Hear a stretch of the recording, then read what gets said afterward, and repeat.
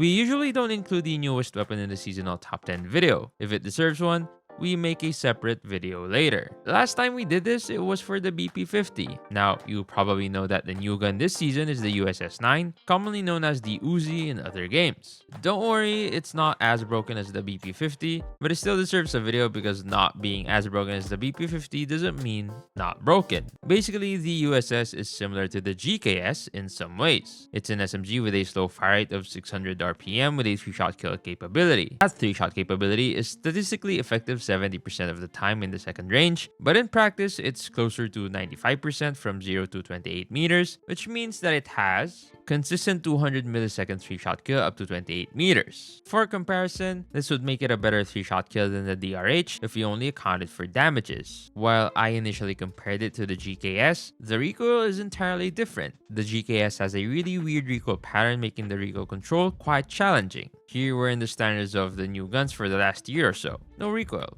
at all. It goes slightly to the right, but nothing impossible to handle because it doesn't even climb that fast. For flinch, we have 1.1, which is way above what we have on our usual flex SMGs, but a bit lower than our usual CQB SMGs. Regarding magazine stats, we have 32 bullets with a decent reload time of 1 second when the mag isn't empty and 1.6 seconds when it is. But since the fire rate is really low and the base reload time is quite fast, 32 bullets seems enough for most situations, even in respawns in a spawn trap setup. As an SMG, its mobility is important. While it initially felt as fast as the PDW, it's far from that.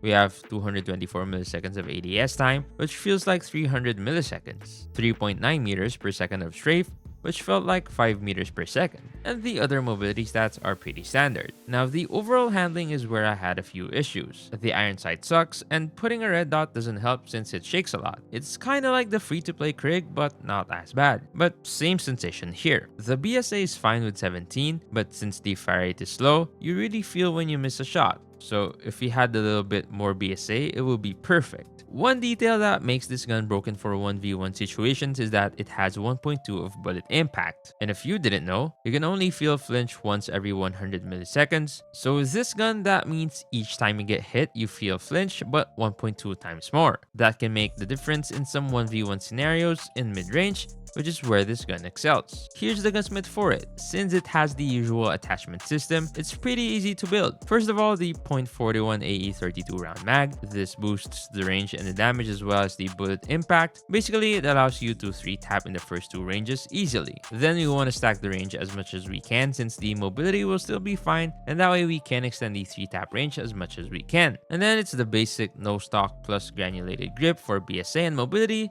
and you're good to go. Now in practice, what's it like? Well, at first it feels like using an LK24 because the ADS animation feels super slow, but when you get used to it, it's fine. And at first you want to take long range gunfights because the gun behavior makes you want to do that, but the more you use it, the more you're gonna be like, I can take this guy with a Fennec, right? And surprisingly enough, you might even be fine. If you're personally not comfortable with slow fire rate guns, it might take you some adjustment, but it's incredibly strong. The iron sight being so obstructing and shaky doesn't help a lot with the feeling, but same as for the fire rate, with a bit of practice, you'll get used to it. In fact, if we had to guess, we'd put the USS line somewhere above the HVK to just below the Fennec in our top 10 guns for Season 10, which you can watch by clicking the video on the left.